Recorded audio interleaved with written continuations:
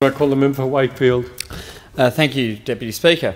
Well, earlier on this evening, the member for Mayo referred to me as one of Don's children and an SDA official, which indeed I was. And I suppose metaphorically I may be one of Don's children. But, Mr Speaker, I raised to talk about John's children, this Praetorian Guard on the backbench. There's a bunch of young guns who have been talking about industrial relations reform. And although the opposition say that work choices is dead, the dream of extreme industrial relations laws lives on in the minds of those opposite, and particularly that of the backbench. We know that the Liberal Party frontbench are now militantly committed to pretending nothing at all will happen under industrial relations under a Liberal government, but we know that the backbench is very, very keen on extreme industrial relations changes indeed. And we see all these young Turks. There's a bit of tension going on between, the front bench and the back bench. We see the member for Mayo. He's out there constantly. I noticed in the Business Spectator on the 18th of February of this year, they called it the Briggs Breakout and said that he'd kicked the sleeping dog of industrial relations. Well, I'm sure that sounded promising to the member for Mayo, but I don't think the Liberal Party frontbench would have really appreciated it. And of course, in December 2010, the member for Mayo and the Australian newspaper said that there are benefits for all of us of further industrial relations reform, and that this was a debate we must have. This is a reform road that must be travelled.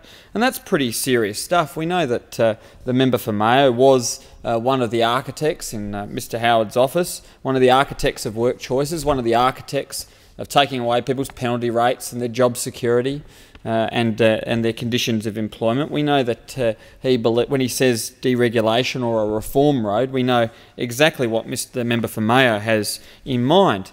And of course, most recently we've had the member for Kooyong talk about industrial relations reform, and and in the Age or the Fairfax papers there was a headline, "Coalition Push for Fair Work Reform" by Michelle Grattan, a very good journalist in the Press Gallery, and it talks about how the member for Kooyong wanted to stop industrial action and talk about changes to the industrial relations laws. And the story did talk about the reluctance of the opposition leader Tony Abbott, who was worried about the prospect of Labor successfully raising the spectre of work choices.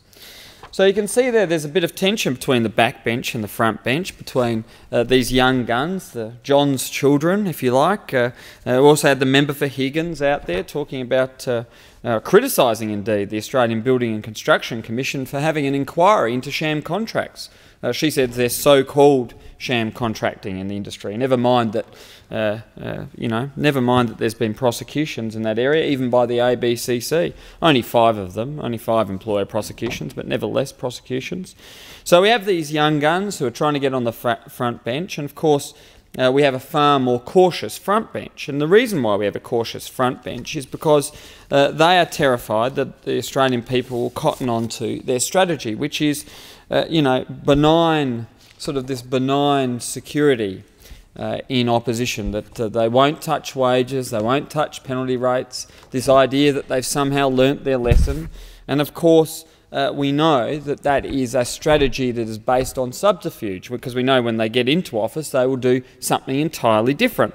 And we can see this in the state of New South Wales, where Barry O'Farrell did not say anything, did not put anything in his 100-day plan, his 100-day list of things he was going to do, but then of course turned on the working men and women of New South Wales the moment he obtained power, passed laws, butchering the Industrial Relations Commission, restricting wages in the public sector. So we know that there's this tension between the backbench and the front bench, a tension between honesty and courage from the backbench and complete subterfuge and a deliberate misleading of the Australian people as to their intentions on the front bench. And there is no doubt that deep in the Coalition's heart is this malice against organised labour, against working men and women, this deep desire to reform the industrial relations system, and we all know what reform means. It means losing conditions, losing penalty rates, losing job security and losing your conditions, and every worker in this country should be aware of it.